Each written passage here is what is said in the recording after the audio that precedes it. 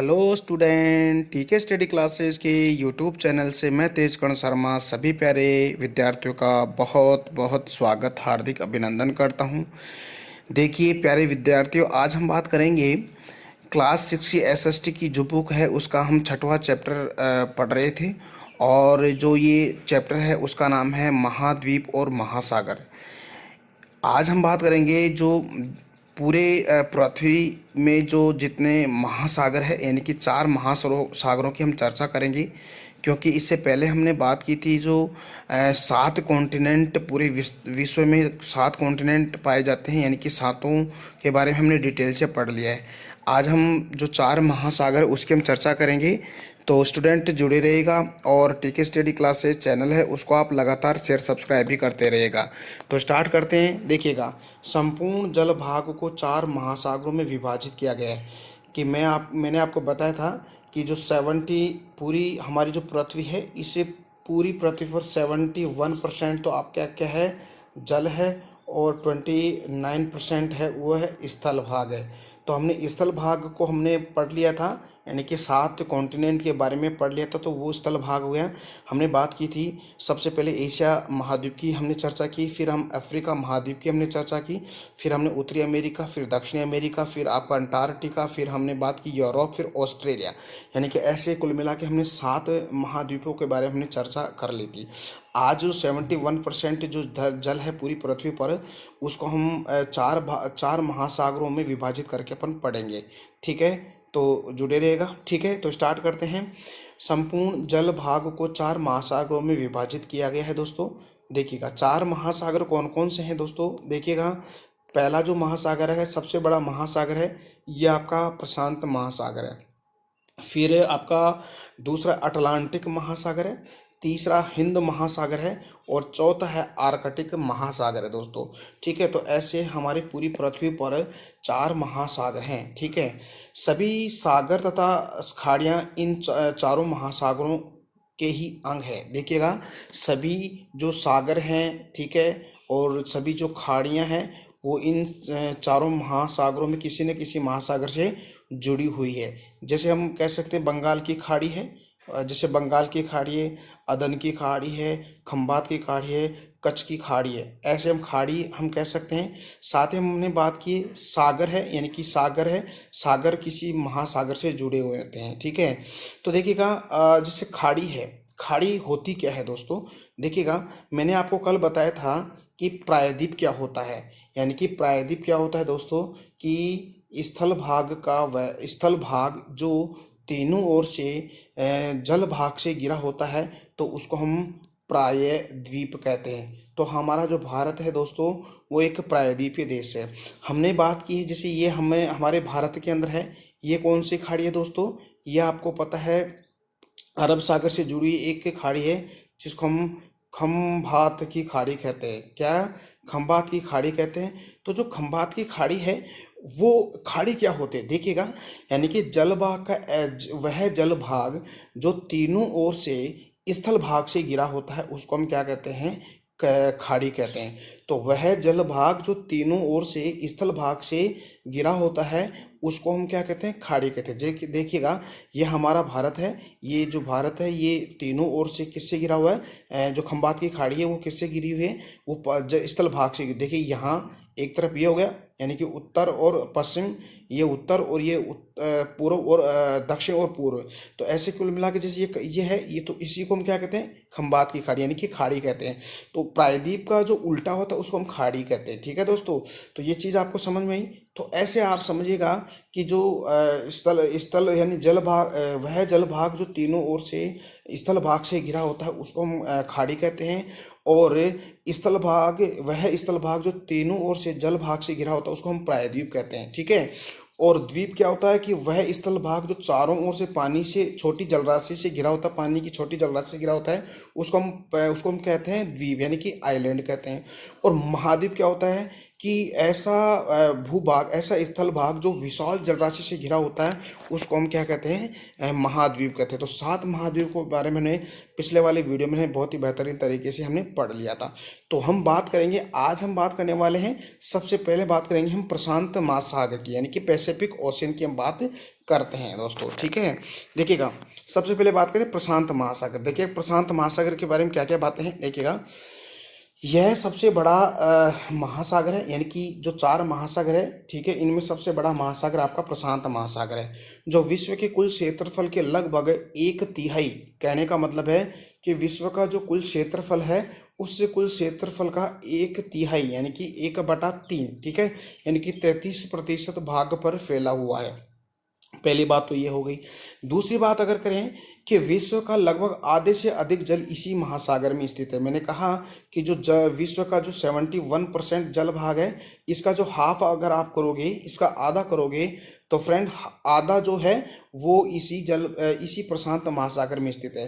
तो कहने का मतलब हो गया कि विश्व का लगभग आधे से अधिक जल इसी महासागर में स्थित है। देखिएगा, हम बात करते हैं, यह जो आपका प्रशांत महासागर है, ये प्रशांत महासागर की जो आकृति है, तो दोस्तों अगर इसकी आकृति देखोगे तो इसकी आकृति आपको पता है ट्रायंगल, यानी कि आपको पता है त्रिभुज के जैसा इसकी आकृति है, ठीक है। अब देखिएगा इसकी आकृति त्रिभुज जैसी कैसी है। तो अगर आप इसको आप समझना चाहते हो तो आप जैसे अपना विश्व का एक मैप लीजिएगा, फिर उस मैप को फोल्ड करिएगा। फोल्ड करके जब आप प्रशांत महासागर को देखोगे तो आपको एक ट्रायंगल जैसा इसकी आकृति आपको दिखाई देगी दोस्तों, ठीक है। तो देखिएगा, मैं आपको यहाँ पे इसका मैप बना के थोड़ा सा मैं आपको बता देता हूँ, ठीक है। तो देखिएगा इस महासागर का मैं विश्व का मैप बना के आपको बताता हूँ, फिर बाद में देखते हैं इसकी आकृति कैसी त्रिभुजाकार की है। देखिएगा, यहाँ पर आप देखोगे तो दोस्तों ये आपका क्या है, ये आपका कौन सा कॉन्टिनेंट है, ये आपका कॉन्टिनेंट है, ये आपका उत्तरी अमेरिका कॉन्टिनेंट है, ठीक है। फिर बाद में इसके जस्ट नीचे आपका कौन सा कॉन्टिनेंट है दोस्तों, ये आपका कॉन्टिनेंट है, ये आपका कॉन्टिनेंट दक्षिणी अमेरिका, ठीक है। देखिएगा, ये आपका है, ये ग्रीनलैंड है। आपने शायद सुना होगा और पढ़ा भी होगा कि विश्व का सबसे बड़ा जो आइलैंड है वो ग्रीनलैंड है दोस्तों, सबसे बड़ा द्वीप है ना। तो इसके ऊपर सबसे ज़्यादा इसका अधिकार है डेनमार्क का। वैसे ग्रीनलैंड है लेकिन इसके ऊपर डेनमार्क का अधिकार है, ठीक है। फिर बाद में आपको पता है फ्रेंड्स, देखिएगा, ये आपको पता है ये आपका यूरोप कॉन्टिनेंट है, ठीक है। फिर इससे ही लगता हुआ आपका कौन सा है, ये आपका एशिया कॉन्टिनेंट है, ठीक है, ऐसे एशिया कॉन्टिनेंट है, ठीक है। फिर यहाँ से आपने देखा होगा कि देखिए ये आपका कौन सा कॉन्टिनेंट जो मैंने आपको कल वाले वीडियो में बताया था, ये अफ्रीका कॉन्टिनेंट है, ठीक है, अफ्रीका कॉन्टिनेंट है, ठीक है। तो ऐसे मिलाते हुए फिर ये आगे जाएगा, फिर ये अपना इंडिया आएगा। फिर यहाँ पे आपको पता है, यहाँ पे इसकी जस्ट नीचे आपको दिखाई नहीं देगा, मेरे को पता है, यहाँ पे आपका ऑस्ट्रेलिया है, ठीक है। तो अब देखिएगा, ये वाला जो भाग है ये प्रशांत महासागर है। देखिएगा, प्रशांत महासागर और ये प्रशांत महासागर है, इधर वाला प्रशांत महासागर है, ठीक है, ये प्रशांत महासागर है, प्रशांत महासागर है, ठीक है।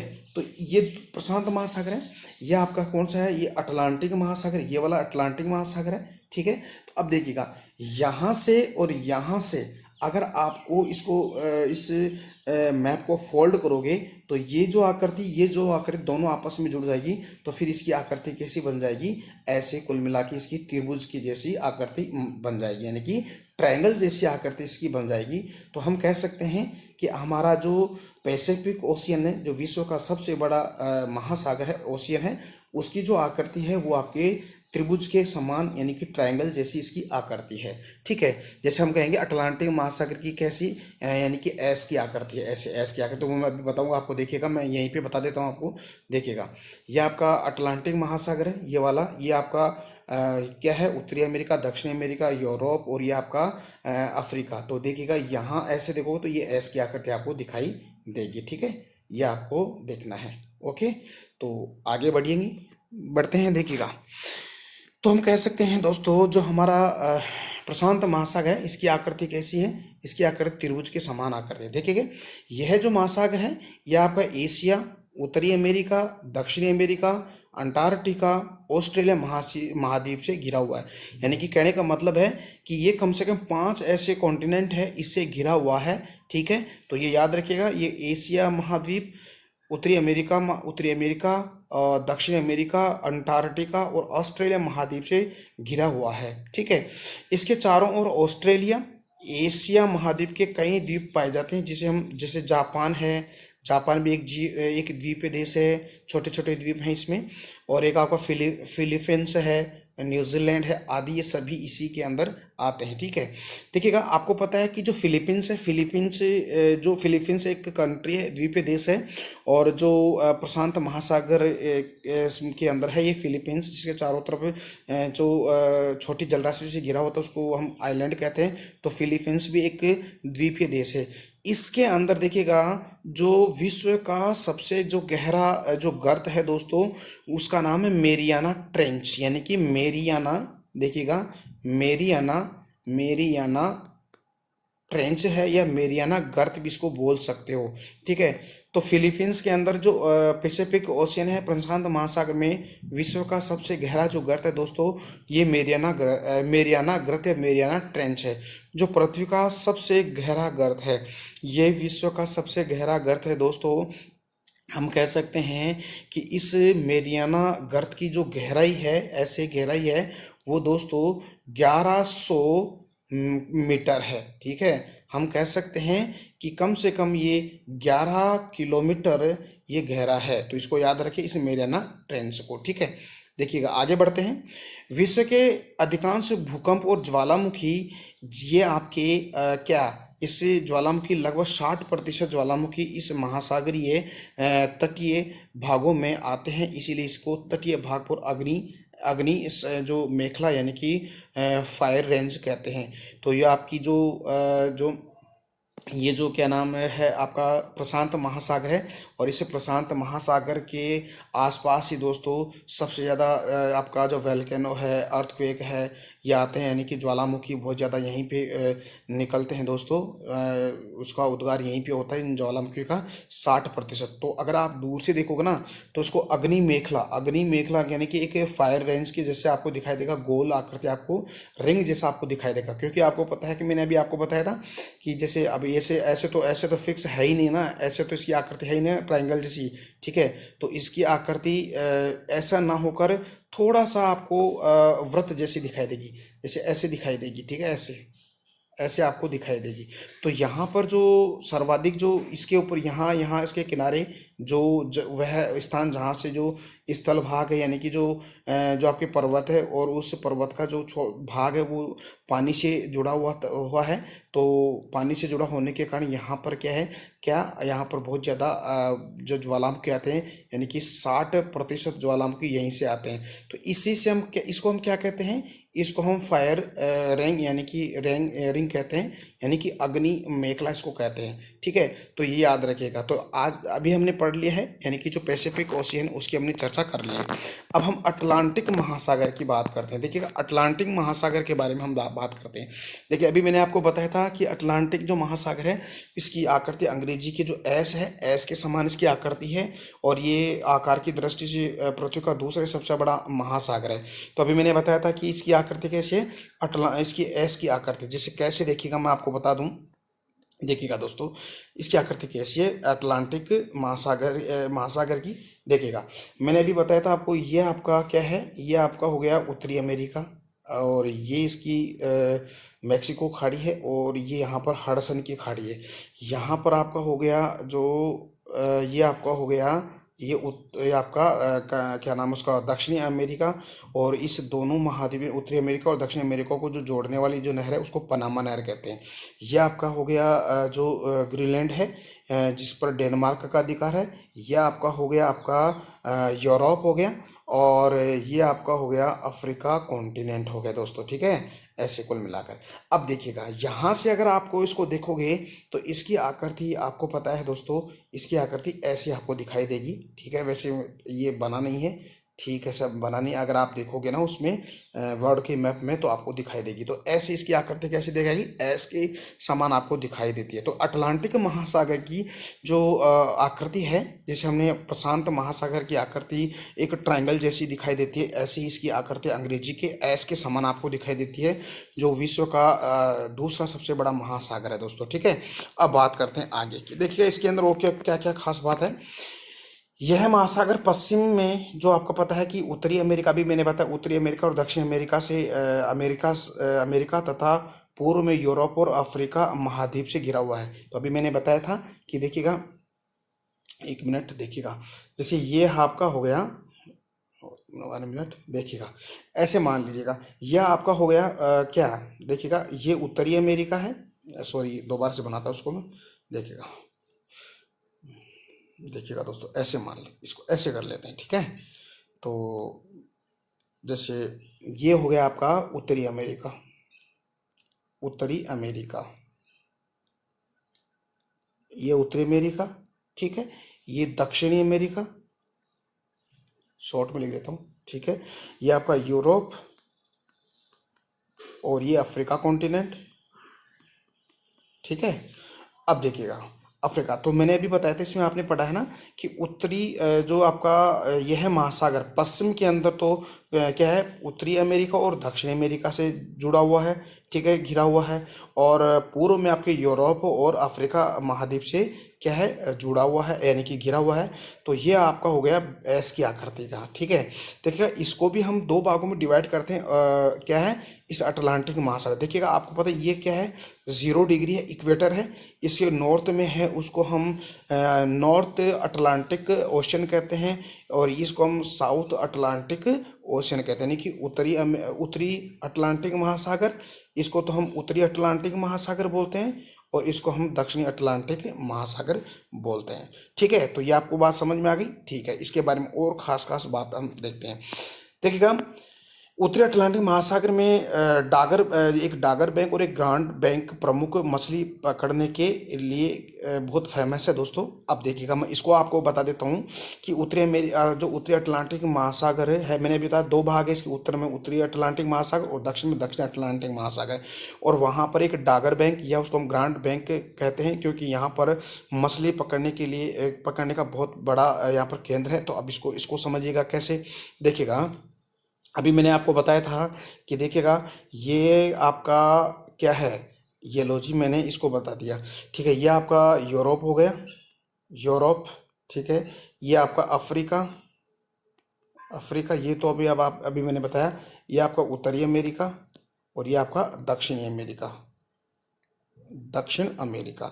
ठीक है, और ये जो मैंने अभी आपको बताया था कि 2 भागों में इसको डिवाइड कर रखे हैं। ठीक है, 2 भागों में। ठीक है, और ये मैंने इधर आपको बताया था क्या है, आपकी जो ग्रीनलैंड है। ठीक है, ये मैंने 2 भाग, ये उत्तरी अमेरिका है, ये वाला जो ऊपर वाला नॉर्थ वाला, ये आपका उत्तरी अमेरिका है। ठीक है, अब देखिएगा मैंने अभी आपको बताया था कि यहाँ पर कुछ करंट जो ओशन यहाँ पर प्रवाहित होती है, यानी कि कुछ ठंडी जलधारा और कुछ गर्म जलधारा बहती है। ठीक है, तो यहाँ से एक यानी कि जो 0 डिग्री है, 0 डिग्री से एक गर्म जलधारा बहती है। तो देखिएगा गर्म जलधारा यहाँ से क्यों प्रभावित हो, क्योंकि 0 डिग्री पर ही सूर्य की किरणें सीधी पड़ती है, यहाँ पर बहुत ज़्यादा क्या है, यहाँ पर गर्म जलधारा बहती है। देखिए यहाँ पे ये जलधारा गर्म जलधारा ऐसे बहती है। ठीक है, फिर ये कहाँ जाती है, आपकी जो मैक्सिको खाड़ी से ऊपर की तरफ जाती है, फिर यही जलधारा क्या होती है कि आगे जाकर उसका नाम गल्फ स्ट्रीम जलधारा हो जाती है। ठीक है, फिर मैंने आपको कल बताया था कि जो आपका उत्तरी अमेरिका का सबसे बड़ा जो क्षेत्रफल की दृष्टि से सबसे बड़ा देश है कनाडा है, और कनाडा की जलवायु शीत ऋतु है, यानी कि ऐसी ठंडी जलवायु है। क्यों है, क्योंकि आपको पता है कि उत्तरी अमेरिका यानी कि जो हडसन की खाड़ी, या हम कैसे कनाडा और जो ये ग्रीनलैंड, इसके पास से एक जलधारा बहती है, और उस जलधारा का नाम है लेब्राडोर की जलधारा। ठीक है दोस्तों, एक मिनट, ये लेब्राडोर की जलधारा। यहाँ पे मैंने आपको बताया न्यू फाउंडलैंड बताया था दोस्तों, यानी कि न्यू फाउंडलैंड के पास में जो आपकी गल्फ स्ट्रीम, जो गर्म जलधारा और ठंडी जलधारा, जो आपके जो ग्रीनलैंड और कनाडा के मध्य से गुजर के बहते हुए आपकी न्यू फाउंडलैंड के पास में ये गर्म जलधारा गल्फ स्ट्रीम की धारा और जो ठंडी जलधारा लेब्राडोर की, दोनों आपस में यहाँ पे मिल जाती है। तो यहाँ पर आपस में जब मिलती है तो यहाँ पर मछलियों के लिए अनुकूल परिस्थिति उत्पन्न कर देती है। ठीक है, मछलियों के लिए अनुकूल परिस्थिति उत्पन्न कर देती है। इस कारण यहाँ पर बहुत ही ज़्यादा क्या हो जाता है, यहाँ पर मछलियों का उत्पादन होता है। ठीक है, तो इसीलिए इसको इसको बोलते हैं हम क्या, एक तो डागर बैंक और इसको ग्रांट बैंक के नाम से भी जाना जाता है। तो ये आप याद रखें, बहुत ही इम्पोर्टेंट है। तो आई होप डियर स्टूडेंट ये चीज़ें आपको समझ में आ रही है। उम्मीद करता हूँ कि ये चीज़ें आपको बहुत बढ़िया तरीके से समझ में आ रही है। अगर आपको समझ में नहीं आ रहा तो प्लीज़ आप कमेंट सेक्शन में कमेंट करके मेरे को बता सकते हो। ठीक है, तो ये क्या हो गया, ये डागर बैंक या इसको हम क्या ग्रांट बैंक भी बोलते हैं, ग्रांट बैंक भी बोलते हैं। ठीक है, तो बढ़ते हैं आगे, देखिएगा इसके बारे में और देखते हैं कि इस महासागर के मध्य में एक जलमग्न पर्वत तंत्र स्थित है, जिसे हम मध्य अटलांटिक कटक कहते हैं। अब देखिएगा कटक, कटक ये क्या होता है आप समझिएगा। कटक क्या होता है कि जो कटक होता है कि पानी में उभरा हुआ एक ऐसा स्थान, ऊंचा स्थान जिसको हम कटक कहते हैं। जिस तरह हम स्थल भाग पर जैसे आपके जो पर्वत रेंज है, पर्वत श्रृंखला, जैसे आपने अटलांटिक महासागर के अरावली पर्वतमाला और एंडीज पर्वतमाला, रॉकी पर्वतमाला, हाँ, और जैसे एटलस पर्वतमाला, आपने ऐसे नाम सुना होगा। ठीक है, तो अभी आपको मैंने बताया था कल भी कि विश्व का सबसे ऊंचा पर्वत कौन सा है, तो आपने बताया था कि माउंट एवरेस्ट है। माउंट एवरेस्ट की जो ऊंचाई है वो 8,848 है। ऐसे ही मैं कह सकता हूँ कि महासागरों में पर्वत शिखर हैं। ठीक है, तो मैं कहूँ कि अगर विश्व का सबसे बड़ा पर्वत शिखर अगर आपसे पूछा जाए तो दोस्तों आपको जो माउंट एवरेस्ट नहीं बताना है, कि मोना की पर्वत आपको बताना है। कौन सी? मोना की पर्वत चोटी है ये आपके प्रशांत महासागर में। और ये प्रशांत महासागर में आपके कम से कम ये आपकी जो 12 किलोमीटर ये ऊंची है दोस्तों। ठीक है, तो ऐसे हम कह सकते हैं कि जिस तरह स्थल भाग पर जिस तरह की इन्वायरमेंट होता है, स्थल भाग है, जैसे पठार है, मैदान है, ऐसे ही महासागरों के अंदर भी ऐसे ही पठार, मैदान, कटक है, पर्वत चोटियाँ हैं, पर्वत श्रृंखलाएँ हैं। ठीक है, तो अब यहाँ से मैं आपको बताना चाहता कि जो आपका अटलांटिक महासागर है, इसमें एक जलमग्न एक कटक है, एक श्रृंखला है, जिसको हम मध्य अटलांटिक कटक हम कह सकते हैं। अब देखिएगा कैसे, इसको मैं आपको फिर से समझाना चाहता हूँ, आपको ध्यान दीजिएगा, इसको समझिएगा कैसे। देखिएगा मैंने आपको बताया था अभी थोड़ी देर पहले कि ये आपका क्या है, ये आपका क्या है, ये आपका क्या है, ये आपका है जो आपका अटलांटिक महासागर है। और ये अटलांटिक जो कैसी आकृति है इसकी, ऐस की आकृति है। ठीक है, अब देखिएगा इस अटलांटिक यानी कि ये उत्तरी अटलांटिक और ये दक्षिण अटलांटिक। ठीक है, तो इसके अंदर एक श्रृंखला है दोस्तों, जो उसका नाम है, इसके मध्य है, दोनों अटलांटिक महासागर मध्य है और उभरा हुआ भाग है, तो उसको मध्य अटलांटिक कटक कहते हैं। ठीक है, तो ये जो कटक है जो पानी में जलमग्न है। ठीक है, लेकिन आपको इसके अंदर ये कटक है, इसको हम एक श्रृंखला है दोस्तों, जिसे हम जैसे आल्प्स पर्वतमाला है, एंडीज पर्वतमाला, रॉकी, ऐसे एक श्रृंखला के रूप में आपको कटक दिखाई देता है। ऊंचा यानी कि उभरा हुआ भाग है इस पानी के अंदर, तो इसको हम कहते हैं मध्य अटलांटिक कटक हम कह सकते हैं। ठीक है, तो ये बात समझ में आई। देखिए इसके बारे में और खास बात देखते हैं। देखिएगा दो विकसित महाद्वीप, यानी कि दो विकसित महाद्वीपों को देखें तो एक तो आपका यूरोप और एक उत्तरी अमेरिका के मध्य यह महासागर व्यापारिक दृष्टि से सबसे महत्वपूर्ण है। यानी कि जो ये महाद्वीप, ये महासागर है आपका अटलांटिक महासागर है, कि दो महाद्वीपों के मध्य एक व्यापारिक दृष्टि से बहुत इंपॉर्टेंट है। कौन कौन सा? एक तो आपको बताया भी मैंने, देखिएगा एक तो मैंने आपको बताया कि जैसे ये तो आपका यूरोप है और ये आपका उत्तरी अमेरिका है, अमेरिका, सॉरी लिखा नहीं है अच्छी तरह से, अमेरिका है। ठीक है, तो उत्तरी अमेरिका और दक्षिणी यूरोप है। तो इस दोनों के मध्य ये आपका क्या है, आपका ओशियन है, यानी कि अटलांटिक महासागर है। तो देखिएगा इससे बहुत ही ज़्यादा व्यापार होता है, यानी कि हम कह सकते हैं कि यहाँ से यूरोप वाले अमेरिका से व्यापार कर सकते हैं, उत्तरी अमेरिका की कंट्री यूरोप कंट्री से व्यापार कर सकते हैं। तो हम कह सकते हैं कि विश्व का सबसे व्यस्तम जो आपका महासागर है तो वो आपका अटलांटिक महासागर है। अगर इस अटलांटिक महासागर के दो भागों में करके देखें तो उत्तरी अटलांटिक जो महासागर है विश्व का सबसे व्यस्तम महासागर है। ठीक है, जिस तरह हम कह सकते हैं कि भारत में सबसे जो एनएच है, नेशनल हाईवे है, वो 8 व्यस्तम एनएच बताया गया है। वैसे इसका नाम अलग अलग यानी कि इसको दिशा के अकॉर्डिंग इसको सम और विषम इसकी संख्या दे दी गई है। ठीक है, तो 8 है जो व्यस्तम, सबसे व्यस्तम आपका राष्ट्रीय राजमार्ग था। तो ऐसे ही आपका जो महासागरों में सबसे व्यस्तम महासागर है वो आपका अटलांटिक महासागर है। और भी डीप जाके देखिए तो उत्तरी अटलांटिक महासागर है। इसमें क्या होता है कि यूरोप के जितने भी कंट्री है और उत्तरी अमेरिका के जितने भी कंट्री है वो आपस में ट्रेड करते रहते हैं, व्यापार करते रहते हैं। तो इसलिए ये बहुत ही ज़्यादा विकसित हो गए हैं। ठीक है, देखिए इसके बारे में और देखते हैं। अभी मैंने बताया था आपको उत्तरी अटलांटिक महासागर विश्व का सबसे व्यस्त समुद्री जलमार्ग हम कह सकते हैं, जो मैंने अभी आपको बताया था। अगर देखिएगा, अगर इसको आप ऐसे भी लिख सकते हो, यानी कि ये सिर्फ अटलांटिक महासागर भी कह सकते हो सबसे व्यस्तम। अगर आप अटलांटिक महासागर और डीप जाके करें तो आप उत्तरी अटलांटिक महासागर को ही सबसे व्यस्तम कह सकते हो। ठीक है, महासागर।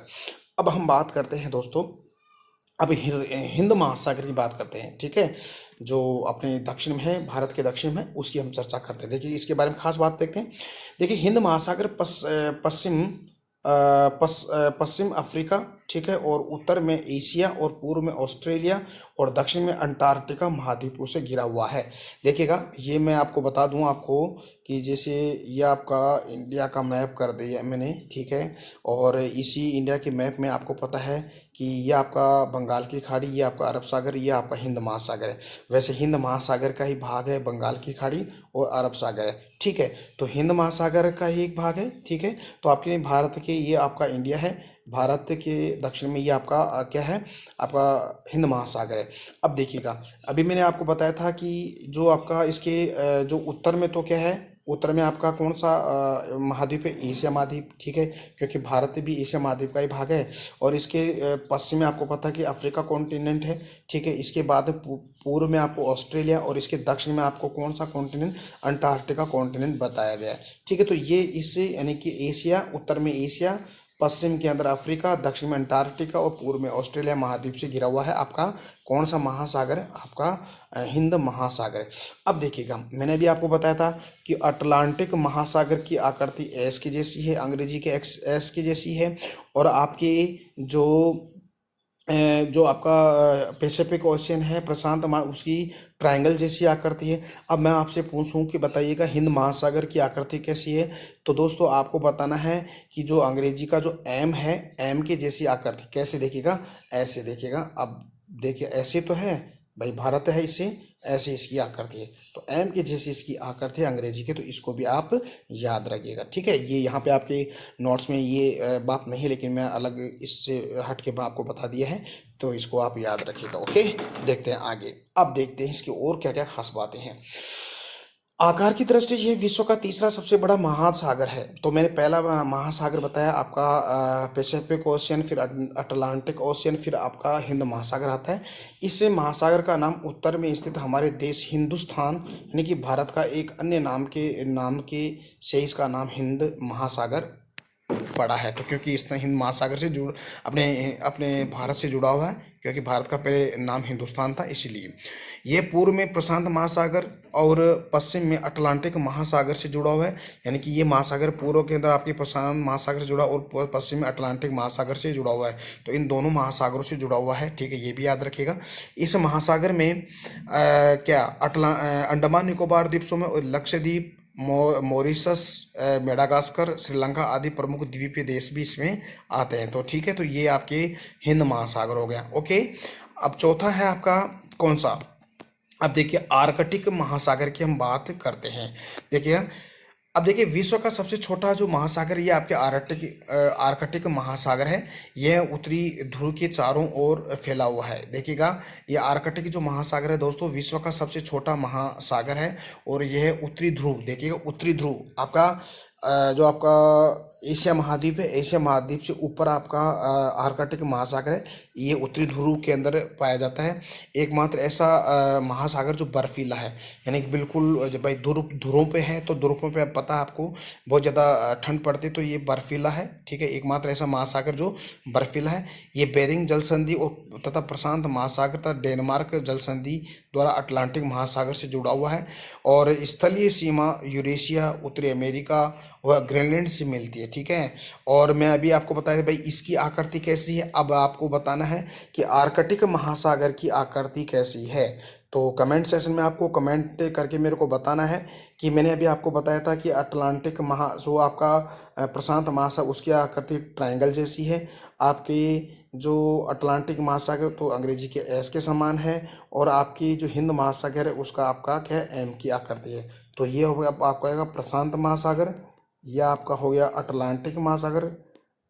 ठीक है, और यह आपका हो गया हिंद महासागर। ठीक है, तो ये चीज़ आप याद रखिए। अब आपको बताना है कि आर्कटिक महासागर की आकृति कैसी है। अंग्रेजी का जो अक्षर है उसके कौन से अंग्रेजी के अक्षर की जैसी आकृति है, तो कमेंट सेशन में ज़रूर बताइएगा। ठीक है, तो ये तो हमने बात कर ली 4 जो महासागर अपने उनकी बात हमने कर ली।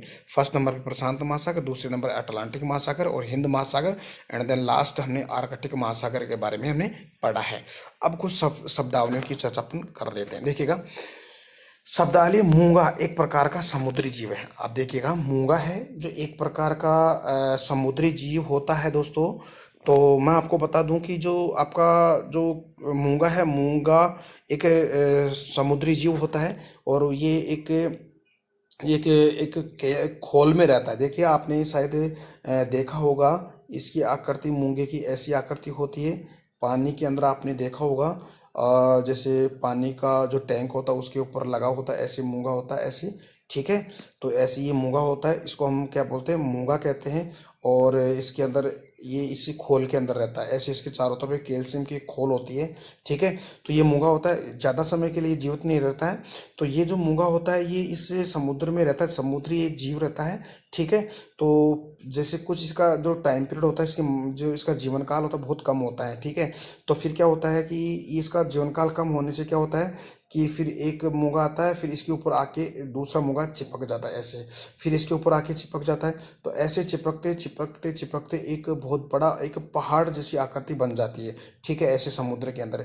तो उसको हम बोलते हैं क्या, एक कोरल रीफ। ठीक है, इसको क्या बोलते हैं, कोरल रीफ, यानी कि इसको प्रवाल भित्ति बोलते हैं। प्रवाल भित्ति बोलते हैं। क्या बोलते हैं इसको, हम बोलते हैं प्रवाल भित्ति। ठीक है, इसको मैं यहाँ पे लिख देता हूँ, प्रवाल भित्ति। ठीक है, प्रवाल भित्ति यानी कि दीवार जैसे बन जाता है। तो ऐसे हम कह सकते हैं, जैसे आपने सुना होगा, जैसे लक्षद्वीप है, लक्षद्वीप एक प्रवाल भित्ति से बना हुआ एक अपना जो एक जो आपका जो यूनियन टेरिटरीज है। ठीक है, तो ये याद रखिएगा, बहुत इंपॉर्टेंट है। तो ये होता है मूंगा, होता है जो आपके इसकी खोल में रहता है। ठीक है, वैसे इसका बहुत बड़ा चैप्टर है दोस्तों, अगर आप इसको पढ़ना चाहते हो तो ऑप्शनल ज्योग्राफी है, ऑप्शनल ज्योग्राफी में आप सर्च करिएगा। वैसे मैं आपको ऑप्शनल ज्योग्राफी पढ़ाने वाला हूँ। ठीक है, तो आप वहाँ से जाके आप इसको पढ़ सकते हो। ठीक है, तो ये हो गया आपका मूंगा हो गया। अब इसके बाद में हम जल संधि की बात करते हैं। देखिए, जल संधि होती क्या है, एक दो बड़े जल क्षेत्रों को जोड़ने वाला जो जो जल क्षेत्र होता है उसको जल संधि कहते हैं। यानी कि दो बड़े जल क्षेत्रों को जोड़ने वाला एक संकरा जल क्षेत्र होता है उसको हम जल संधि कहते हैं। कि जैसे मान लेते हैं कि ये मैंने आपको बताया था कि जैसे ये आपका क्या है, ये उत्तरी अमेरिका और ये आपका दक्षिणी अमेरिका, इसको एक एक नहर जोड़ती है, पनामा नहर, उसका क्या नाम, पनामा नाम। अब देखिए, यहाँ से आपका तो क्या हो गया, यहाँ एस की आकृति का कौन सा महासागर है, अटलांटिक महासागर।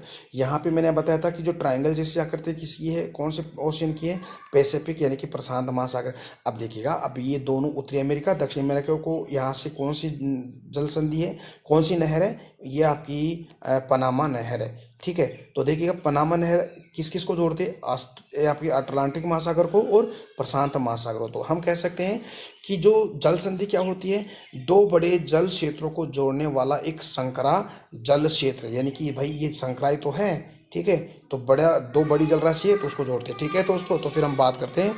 ठीक है, देखिए, कैनियन क्या होता है कि नदी द्वारा शुष्क क्षेत्रों में निर्मित तेज ढाल वाला जो घाटी उसको हम कैनियन कहते हैं। ठीक है, तो नदी क्षेत्र में जो शुष्क क्षेत्रों में जो निर्मित तेज ढाल वाली जो घाटी होती है उसको हम कैनियन कहते हैं। अब देखिए कैनियन होता क्या है, कैसे बनता है। आपको पता है कि जैसे मान लेते हैं कि जो नदियां हैं, नदी कौन सी घाटी बनाती है। ये आपकी बनाती है दोस्तों यू आकार की, वी आकार की घाटी बनाती है। ठीक है, तो वी आकार की घाटी बनाती है, फिर लंबे समय से क्या होती है, ये आकर सीधी हो जाती है। ठीक है, एक बार फिर से देखिएगा।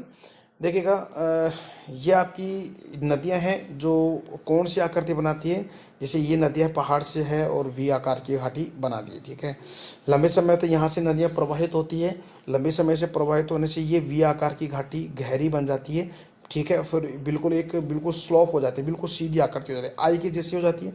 फिर ये आई की आकृति होता है, इसी को हम क्या कहते हैं दोस्तों, इसी को हम कह सकते हैं क्या, कैनियन कहते हैं, कैनियन कहते हैं। तो दोस्तों समझ में आया ये चीज़ें। ठीक है, तो आज का वीडियो दोस्तों कैसा लगा, उम्मीद करता हूँ कि आज का वीडियो बहुत ही अच्छा लगा है। तो फ्रेंड्स जुड़े रहेगा, और टीके स्टडी क्लासेस चैनल है उसको आप लगातार शेयर सब्सक्राइब भी करते रहिएगा। तो कल हम बात करेंगे एसएसटी क्लास 6 की जो बुक है उसका हम जो 7वां चैप्टर हम कवर करेंगे। तो फिर अब मेरे को इजाज़त दीजिएगा, नमस्कार।